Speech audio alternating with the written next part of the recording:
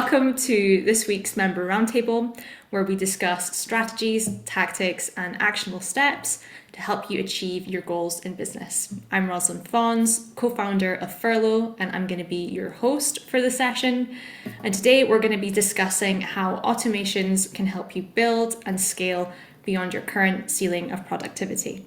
So if you look at small versus big business, usually it's their processes that set them apart. Small business, they tend to do things super granular, obviously because they don't have such big budgets and they're oftentimes new. But this can mean that the business owner ends up becoming a business operator, and it can be so stressful to get past plateaus to actually reach those higher income levels in terms of turnover. What are you actually missing out on profit-wise if you don't start implementing automations? The kind of core foundation of why you want to implement automations into your business in the first place is to save time. So when you look at yourself at any aspect, at any stage of business, whether you're a one-man show or you're running a company with tens of thousands of people, the more amount of time that you can eliminate and even delegate to an automation and relieve either yourself or your team's time to actually cater towards more pressing matters is going to be extremely important. There's all these tools out there that we can automate all this stuff, right? If we're spending hours and hours and hours a day doing all this manual work, from a cost of a business standpoint, we could be burning thousands of dollars worth of time. I think it's really important to understand the aspect of time and the resource of it, that you never get any of it back. It's always burning. So how well can you manage it? And that kind of goes into automations. The reason why automations is beneficial even for an individual is because it gives you a lot of freedom with your time, as you were saying. As an individual business owner who may not have an employee yet, if you're doing all of that manually, that process of building a referral network through Pipedrive and all that could take you a month or two. But if you can figure out how to automate it, that process could literally take 3 or 4 days to get those initial emails out. What is the purpose of automation? It's to leverage your time, right? And, I've dived into all different sorts of industries, from drop shipping to YouTube automation, web development, all these different things, right? And the biggest thing I notice is my time. Like, I have to do so many different things and prioritize my focus. What's going to be my main focus, right? It's going to be that profit margin. Like, how can I have the highest ROI with like the lowest time input? Imagine if you can automate every time an interaction happens on your pipeline in your CRM, how many times you're going to save them from doing work, and therefore how much time you're saving them so that they can actually talk to or serve those clients.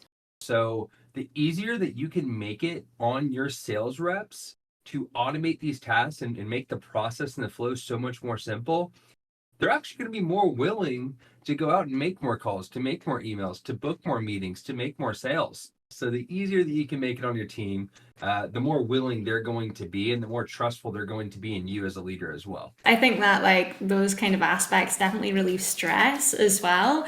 And if you want high performers, that is one thing that you have to aid in a team, is to actually relieve stress. So are there any situations / use cases where you wouldn't use automation? Anything that has to do with building a relationship with an individual, with like a client, for example, let's talk client success or account management. It's a very risky line to try to automate conversations with your clients. And it's just simply, in my opinion, it's just not worth it. There's no way that automations can sit there and carry out your personality. So in my opinion, I don't think that you should be automating any type of renewal or any type of sale. I'm not saying that there aren't little caveats in there that you can automate. You most certainly can.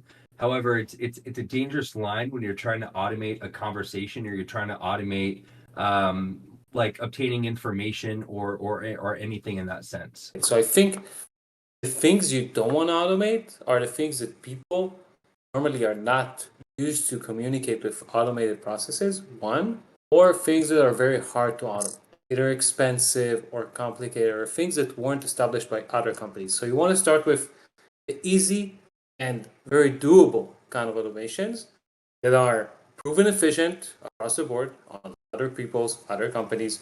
Like, don't gamble with it, and this way you're not causing and getting to those downholes of automations of hurting your processes and hurting your connection with prospects and stuff like that. Wherever there's personal connection, yes, I agree. This is where you don't want to put automation unless it supports this personal. I do actually have something to add to that. This is more from the e-com perspective. So let's say you're working with a brand, you're setting up their automations on the email side. Go for the fundamentals that are going to make them the most money first. Leave the experimental flows for later and do the experimental flows where you think it's going to count on like your oldest client accounts where the trust is there, you've already got them the results. This is just like the cherry on top. So that would be my, like, I guess, key bit of advice when it comes to fulfilling client stuff on the automation side. What do you think should be automated first in a one-person agency / freelancer? When you're running something by yourself, you're literally doing everything. So the best thing to automate is something that you know you have to do over and over again, but it takes you having to do it a few times, I think, when you're first starting out to realize that it's something that can be repeatable and then figure out how you can automate it. Something that you know you're going to have to do over and over again, because that thing, right, the time it would take to enter everyone in manually and then email them all manually and then receive their response and change the deal. So like all of that it would taken me a month, but I was able to do it in 2 or 3 days because of the amount of time it took me to learn about the automations and actually put them together and actually talk to the different companies because I didn't know how any of them worked and all that. So the thing that's going to take you the most amount of time that you know you're going to have to repeat that you really don't want to do is the best thing to automate in the beginning. Data is going to be the best thing you can automate, whether you're collecting it, whether you're putting it from one system to the other, whether you're executing on it. Like it's data is already very difficult to work with when you're collecting it and you're trying to organize it and manage it.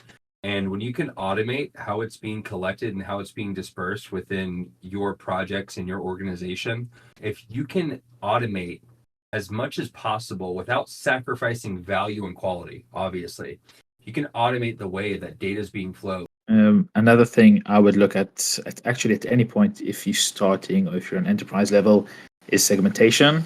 Segmentation and automations are basically your best friends, especially if you want to know how to schedule the time properly. Segments your high customer, high volume first, the least volume last, if you'll ever get to them. So to customers I don't like to target or I speak to very seldom, I would send automatic emails to them, just like, hi, you're alive, we're alive, here's my meeting link, book if you want. And for the ones that I really want to get, I would just create a task from a sales manager saying, listen, they are high value, reach out to them within this week, try to get them hooked on, we want their money.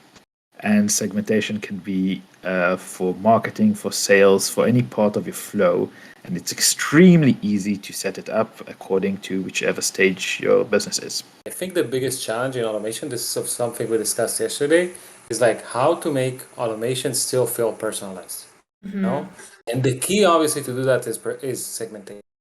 And to answer Andres' question on the chat, so segmentation is basically mapping out different customers based on their journey, engagement, personal traits, and so on. So just being able to really capture your message in a way that resonates with them along the customer journey and not just, blast them with automated messaging, which literally doesn't work. So there's kind of 2 questions. Who's in dire need of automation and aware of it already? Can you give some niche examples where it's in high demand continuously?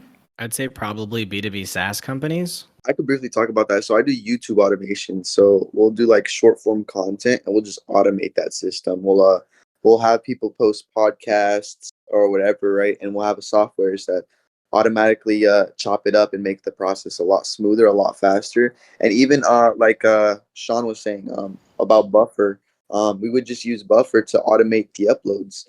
We would just schedule uploads for later on, and we'd have the whole process automated. But like I said, there's always pros and cons because you have to manually review that in case there's errors, mistakes, titles. Obvious is like all the marketing and digital and SaaS and so on. All of them are in dire needs of automation, and this is where the automation space is actually very developed and advanced.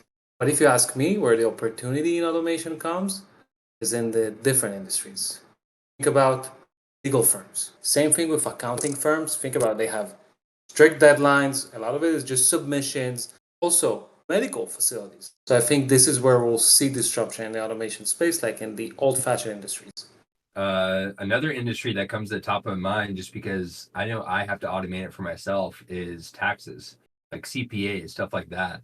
There's, if we were to add to your point, like just like attorneys, there's so much paperwork, there's so much like nitty gritty little things, especially if you're filing your taxes quarterly. Like a lot of that information, the reports, your expenses, all that stuff can be automatically generated for you, so you're not spending a whole lot of time gathering that information for you. We implemented automated lead scoring, which is extremely complicated. So basically, we went to Nielsen. I don't know if you know what Nielsen is. They basically collect information about every single company in the world. And we went to a specific country and we collected all the information about all the companies who use audio in that specific country. And we decided that we're going to target anyone who doesn't use our services. So we created an elaborate lead scoring according to how much they spend with our competitors and when was the last time we spoke to them. How do you measure the return on investment for those specific goals within that whole scope? Well, that's a hard one. But if you take the same sales process and you don't do any automations, and then you add your automations, and then you see your revenue goes up, then you know you succeeded. But another way to look at it is you use your automations, we said, to move the deals down the sales pipeline. Before that, the sales reps or whoever did it manually. We don't trust manual work. I do trust automation to give me good reporting. It's like people have I can't remember what the number is. There's like an amount of decisions that you can make in a day that are effective, and the more you have to do it, the less effective you get as the day goes on. Like just imagine like how much better the decision making in that organization is just because of this one automation. So you actually have to use them as key people. So mid-management is key for adoption or for anything, but especially for automations. We also have a question from Erica. Which is the best, most user-friendly tool for beginner automations? I think the basic of every business management, obviously, kind of like streamlines into CRM. This is not starting out in automation. You need to understand what purpose you're trying to achieve through automation. So we have a wholesale and a retail part of the business. So the wholesale, we want to start automation. So we want to get like a hub where wholesale customers can come in, place the order, ask their questions, get responses, do everything from there. And we actually just had this conversation today. So I need to go do research in finding a program to automate that whole system. I would ask first, like, how do you manage everything today? Sounds at the very, like, sounds to me like either some kind of a knowledge base or a chatbot. So probably just integrate a chatbot app into Shopify. One is livechat.com, and they have a tack on called chatbot.com. Basically, you can automate most of it with a knowledge base that's inside the chatbot, and then if a human is required, it can send you over to a human. So the live chat is for the human side, and the chatbot is for the chatbot side. And again, I wouldn't jump into Intercom because of the costs. And again, I'm a big believer in centralization. Try to see if Shopify has some kind of a native thing, a native app internally. I'm not too familiar with Shopify capabilities, or something which is a native integration and is recommended, and then consider that. My suggestion would be find a CRM that does everything for you. That's just my 2 cents. Agreed. Yeah, because if you have everything in like one area and you connect your Shopify to it, so you can get emails, chat, knowledge base, and at the end of the line, Yeah. maybe have one employee answer everyone. Thank you all so much for coming. You've been amazing panelists, and thank you to everybody who joined us in the live. We will be back next week at the same time.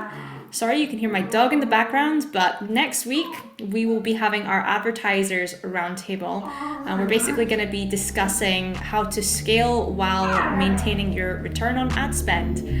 With that being said, thank you all very much for coming, and I shall see you next time.